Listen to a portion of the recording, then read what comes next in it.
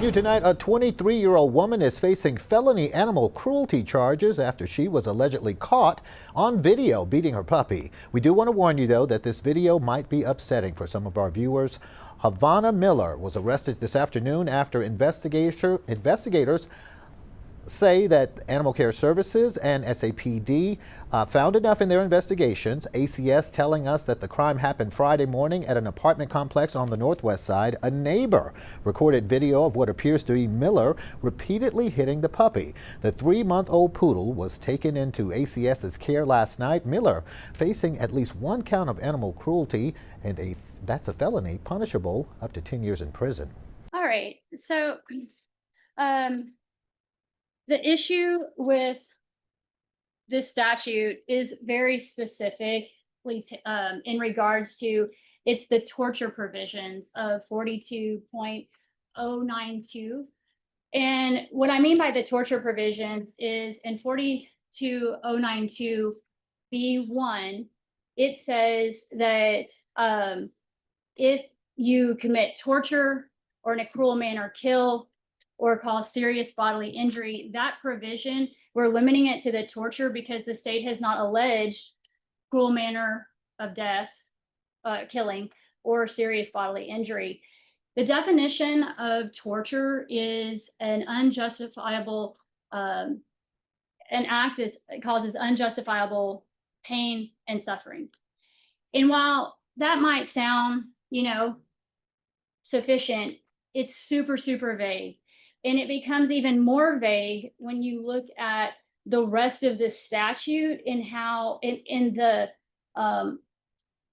allowable conduct that it permits under the statute. So I do have a copy of the statute.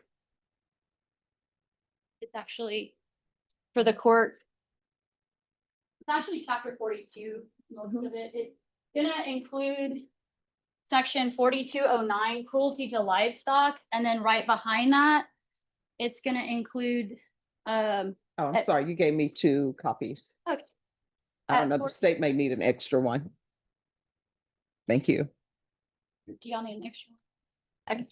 And then right behind that, you'll find the cruelty to non-livestock at 42.092. When you look at these statutes between livestock and non-livestock, they are identical in regards to the torture provisions. The only difference is that livestock is limited to intentionally and knowingly, whereas you have the mens rea, and then non-livestock allows you to go to recklessly.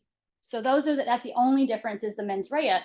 The definition of torture under livestock, cruelty to livestock, and cruelty to non-livestock is the exact same. That's important because when we look at what our society has determined is acceptable or justifiable pain and suffering, we have to understand that the context is the same regardless of whether the animal is non-livestock or livestock, even though this is pled under the non-livestock provision. Okay. Then turning your attention to the actual statute of 42.092, I want to bring your attention to section B and B2. And it says a person commits an offense if the person intentionally, knowingly, or recklessly, without the owner's effective consent, kills, administers poison to, or causes serious bodily injury to an animal. So by implication, if you have the owner's effective consent, it is not illegal to kill, poison, or cause serious bodily injury to an animal. Then if you proceed downwards, it allows under B6, it allows that someone, if they have the effective owner's consent, to cause an animal bodily injury. So are you saying that according to this part of the statute, if you are a pet owner, then you can poison your pet, you can beat your pet, and that's not a crime? And that's what is concerning about the absurdity of this statute, but that is the statute. Basically what it's saying is if somebody else does it to your animal and you give them consent, it's okay. But read it, and that's what I'm saying. It says under B, a person commits an offense if the person intentionally, knowingly, or recklessly, without the effective consent of the owner, kills, administers poison, or causes serious bodily injury. So they can do it. It's not as long as they have the effective consent of the owner. So how Isn't that related to if you take your doctor in for veterinary care? well You euthanize, have the animal euthanized, that you're killing the animal and the owner has given consent? and for that's that? a great question. But if you look further, it actually has a provision that deals with the like a veterinarian services. And let me see, it is a defense on D. Mhm. It is a defense under that if the actor had a reasonable fear of bodily injury, if the actor was engaged in a bona fide experimentation of scientific research, or under E, if it was discovered on the person's property, or two, the person killed, injured the animal within the scope of the person's employment as a public servant. And then it goes on, sorry, which one is it?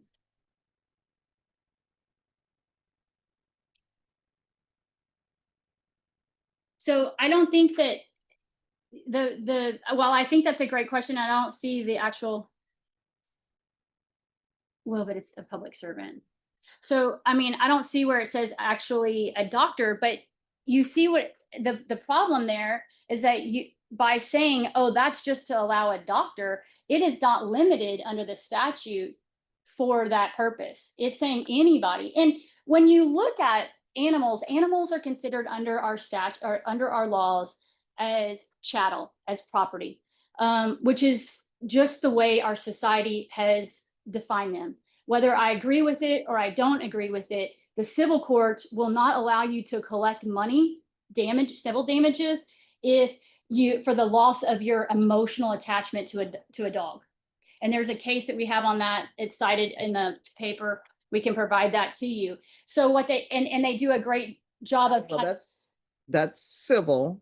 I We're understand. just here under the penal code. Yes, Your Honor. And so, but the point is that the status as property is what is triggering the owner's, why you have to have the owner's effective consent, because our laws, whether they are civil or criminal, still see animals as property. They don't see them as having the same rights as a human. But are you, even with regards to this section that says without the owner's effective consent, are you arguing that you can still kill an animal in a cruel manner? I'm not arguing that. I'm saying, yes. Or cause unjustifiable pain? So that part I am arguing with, because that is so broad as to undo all the other rights that you would have. Because when you say unjustifiable pain, does that go to emotional pain? It's not limited. It doesn't even under, and that's why this is going to become such an issue throughout the course of this trial, is because if, as in our case, there's no bodily injury, then you are saying that the law allows for us to criminalize acts that someone just feels cause a dog unjustifiable pain and suffering without requiring any proof of bodily injury. Humans don't even get that level of protection. You know, humans, you can't be charged for having caused someone emotional, like with a crime, for having caused them emotional injury. Is the indictment, are you all charging this indictment as causing emotional pain to the animal? No, Your Honor, the indictment's charging under the first section under D1 that says torture. All right. So they're not, my understanding, and if I'm wrong, please correct me. My understanding is nobody is charging her with causing emotional pain, allegedly causing emotional pain to an animal. So if you have no bodily injury to an animal, then what's left? Isn't that a fact issue for the jury? No, I don't believe so. I believe that our law will not allow, like, written as broadly as it is in conflict with every other provision that we have in our codes. Because if you look at the bodily injury, like for instance, a human assaulting another human, we specifically state in our definition of bodily injury that it is the, Causing pain. Yeah. Is one of them. well, it's causing pain, but the thing is that it also, it will not allow for someone to be criminally prosecuted for emotional harm or pain. And we distinguish that by saying that it has to cause bodily injury. Here, the problem with this statute is that that torture provision does not require bodily pain. If anyone shows that there was no bodily injury, whether, and it's a different topic, whether you could include pain or it would require physical bodily some type of visible injury, that's a completely different issue. But just assuming for the sake of argument that if we are going to require and limit assault to bodily injury on a human, we definitely can't not require it for an animal who, under our laws, has historically and still today gets less protection. I mean, a prime example is our horse racing. We have animals that are routinely raced and beat with crops. And the reason I bring that up is because this one specifically names repeatedly striking a dog. That's the manner in which they claim. So the point is that our society has said it's justifiable to beat a horse with a hard crop for horse racing and making money, and that's justifiable. Well, that's something that needs to be taken up with the legislature on the fact that maybe people don't want horses being beaten.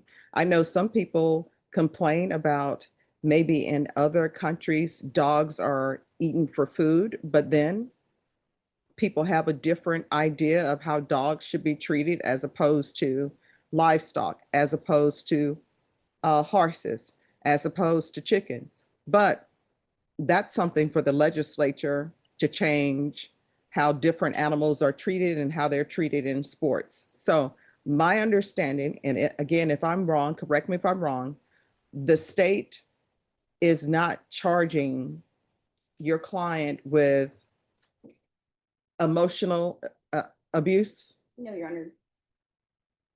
So my understanding there, the indictment doesn't mention emotional abuse. And I know you're saying torture, but my understanding from this statute and from what the state is saying, they're not charging your client with emotional abuse of an animal. They're charging her with allegedly, recklessly causing torture or committing torture. So first, let me back up and say that the legislature has, in their infinite wisdom, not distinguished between livestock and non-livestock for purposes of torture. And so we cannot say that animals, livestock should be treated differently than non-livestock. They all are examples of what a collective class of they're a collective class. So we can't distinguish it that way. But what the problem is not whether the state sits here and tells us what they've charged. It's that the statute itself, the underlying statute, is so broad as to encompass or not eliminate the ability for someone to be convicted, including my client, of an instance in which all that happened was, if anything, emotional harm to an animal. And that's the problem with the statute. Whether the state claims that they weren't trying to, convict someone for emotional harm, it's that when we get to the end of this and that jury charge, and I go and ask the court, hey, how are you gonna keep them from convicting on emotional harm alone? The court's not gonna have an answer because the legislature didn't give us the tools. No, here's the thing. I'm reading the indictment. The indictment is stating intentionally and knowingly, recklessly torturing an animal.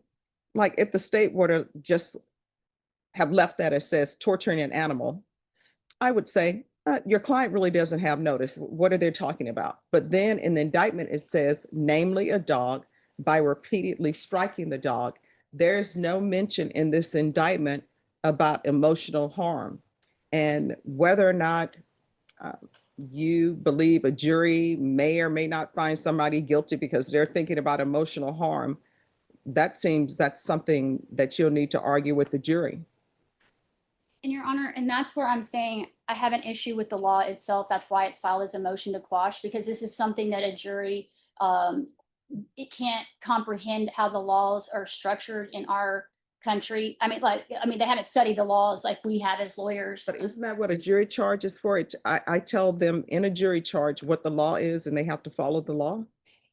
Yes, but you told them, and right now what I'm explaining is that there is no limitation on it being. So if what the court, if I'm understanding your question correctly, I think your question is, hey, can a jury convict on emotional harm? And that's the issue, because it is read that broadly. You're not going to be able to tell them no. You're not going to be able to tell them you must find at least bodily injury, however that's defined, because we as a society do not find emotional injury to be a criminal act. It would be criminalizing non-criminal conduct if we are saying you can convict on emotional harm alone. And that's the problem, is that when I ask you for the jury charge, you're not going to be able to give me a jury charge that is in line with how it is supposed to be. In my opinion, it is supposed to be limited to bodily injury, but you're not going to be able to do that because the law is absent or silent on that. And also further, if we are to say, okay, well, it's silent, we can look at, and section under Texas Penal Code 105, it tells us that we are to read these statutes, these provisions, in line with the whole context of the Texas Penal Code to be a fair interpretation of the statute.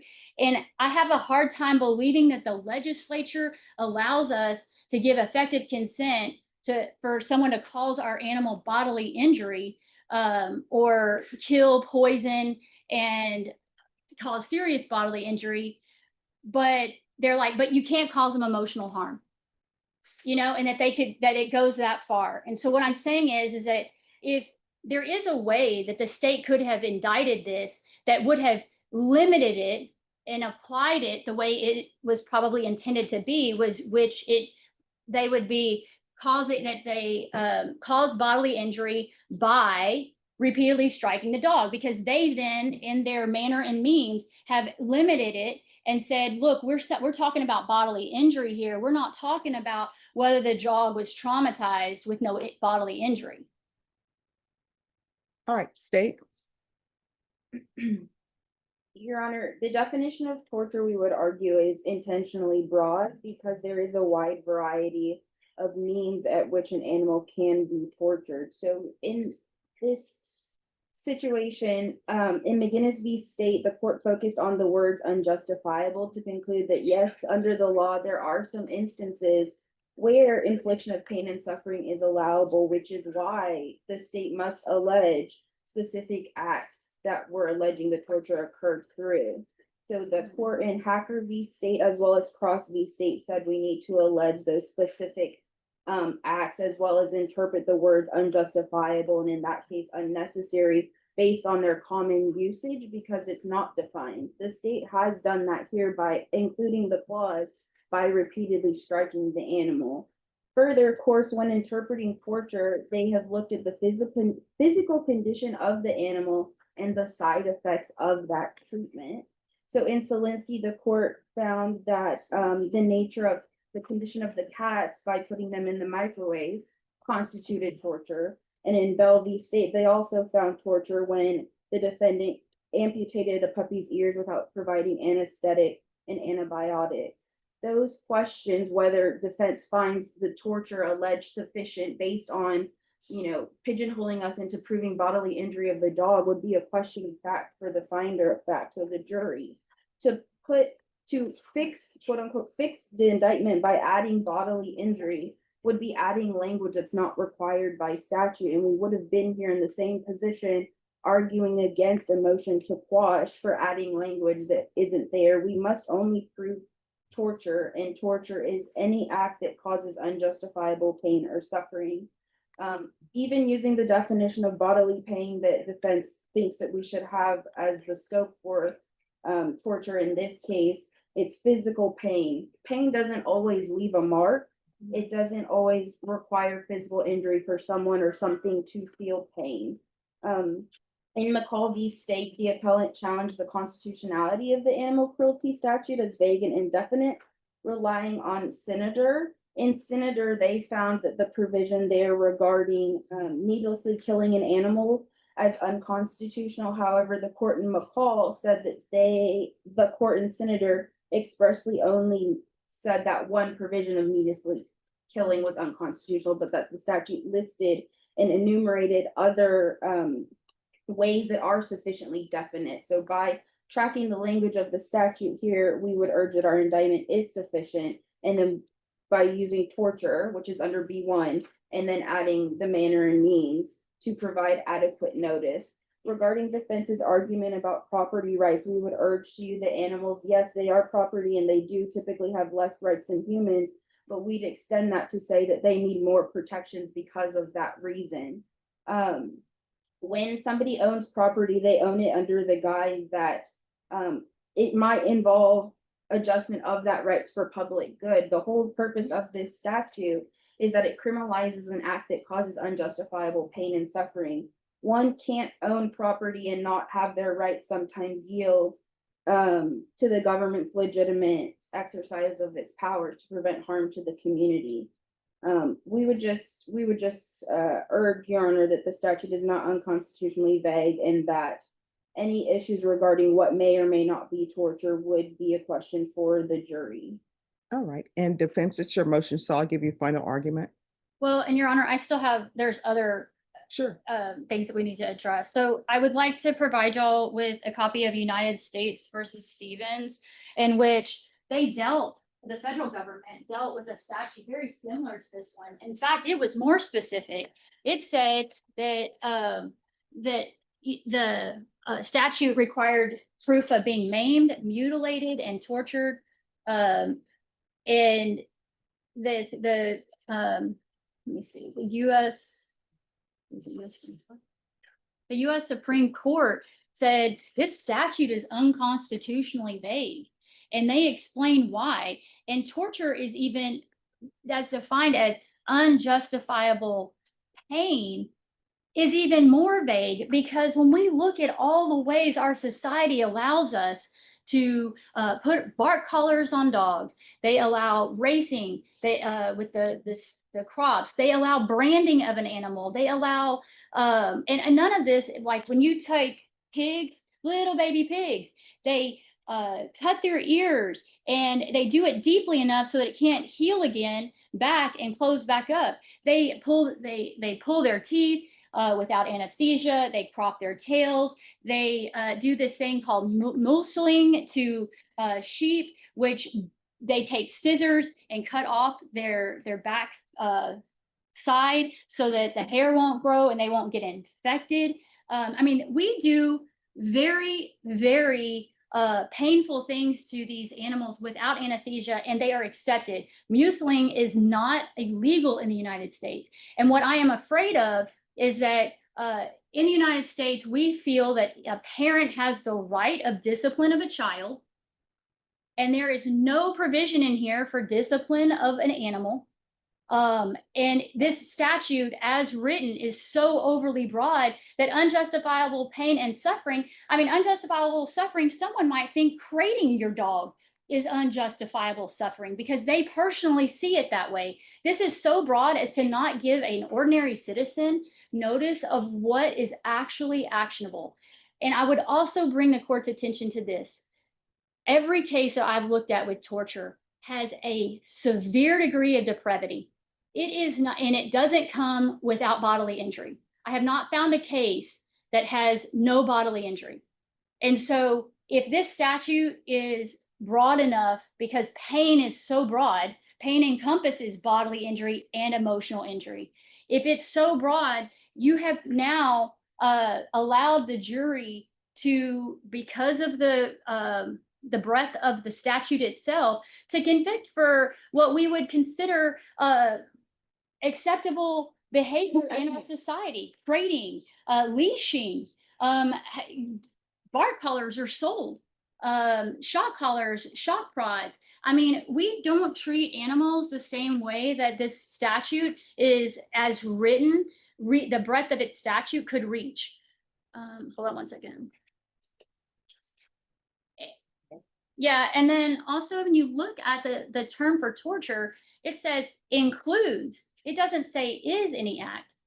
So it's even more broad. They leave it so broad that I do not think an ordinary citizen can fairly know what this statute's limited to. Now, finally, what I wanted to bring the court's attention to is the very last section of our paper, of the memorandum, and it talks about whether this is a result of the conduct crime or a nature of the conduct crime. And that really matters for two reasons. One, if it's nature of the conduct, which is what the committee in their notes believed it was, then you can't recklessly engage in the nature of a conduct. And so we would ask for the recklessly to be struck.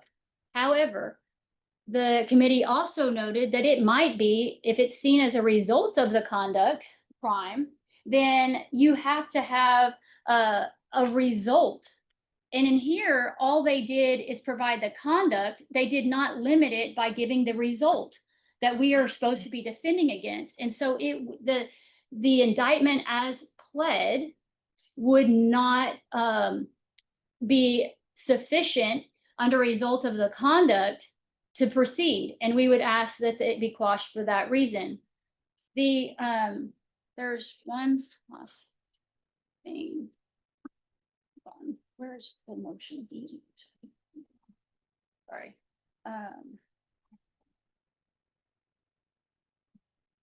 And then finally, I would argue that the way the indictment is pled in and of itself shows that it's legally insufficient to be to prove torture, because it does not provide any accusation of what pain was suffered or that there was bodily pain or injury. And therefore, because all they've said is repeatedly striking, and by law, by common sense, we've seen that our society accepts horse racing and beating of horses with hard stuff, that I think that on its face, it is insufficient as pled to prove torture. It needs something more than just repeatedly striking a dog in order to constitute torture. Okay. Thank you, Your Honor. All right, state. Your Honor, defense keeps mentioning horses in the acts that we commit against these types of animals. However, those are livestock animals. In this case, we're dealing with non-livestock animals. These are typically in this case, cats, dogs, those kinds of things that aren't subject to the same kind of normal use and practices like a horse would be, as well as the argument about the result of conduct. She stated that we need to have a result. In this case, the result would be torture to the animal by the conduct of repeatedly striking it. And then as well, the case that was provided, I don't think is applicable here just because of the facts that we have.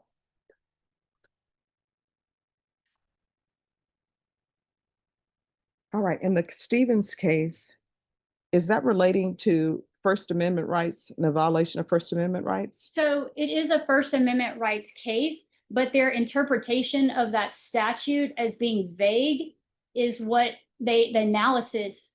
But isn't it because though they were saying that it's a violation of First Amendment rights? Well, to and depict certain photos, and it wasn't about necessarily about the acts against an animal. It was more about the right to free speech. I think the bigger part of that, Your Honor, was that the statute in that case criminalized non-culpable conduct. And the court discussed that at the end when they say that this statute is so broad to even encompass, in that case, hunting videos or something that's non-culpable. the statute was so broad, similar to, what we're dealing with here, to encompass and criminalize non-culpable conduct. And I think that the issue is the same here, and that statute was even more specific than a good deal more specific than this statute. But it's about First Amendment rights. I understand that sometimes you will have appellate courts. They will make a ruling on the issue that is specifically before them. And then you may have other members of appellate courts who will do a dissenting opinion or a consenting opinion, and then they want to add things that's not really about the issue at hand, but more as a signal to everybody to say, hey, this is what we're considering in general. But that case is about First Amendment rights and whether or not you could post videos of people being cruel to animals. Wasn't that whole statute related to the posting of videos and not necessarily about what we're here for today? Well, in effect, that was the intent of the statute, was to ban crush videos of animals. But in practice, and when applying the statute as broadly as the court found that statute was written, it encompassed a lot more than just animal crush videos, including, like I said, hunting videos, other things that, are generally accepted practices that, we would consider non-culpable. And I think that's the bigger issue with it. It encompassed more and criminalized more conduct than necessary, without, a level of specificity to give the average person notice of, what conduct that the law is criminalizing. And I think that's what the problem was in that case. I think that's what the problem is here. Oh. Just one moment, let me review some law.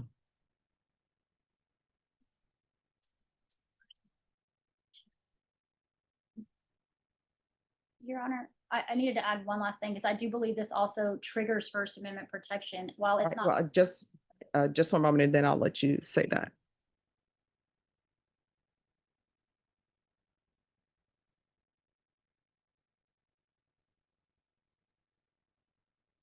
So with regards to the Stevens case, it appears that Congress changed the law and they made it a crime to knowingly create, sell, market, advertise, exchange, or distribute any animal crush video.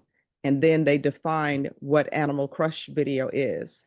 That depicts actual conduct in which one or more non-human animals is intentionally crushed, burned, drowned, suffocated, impaled, or otherwise subjected to serious bodily injury, and two, is obscene.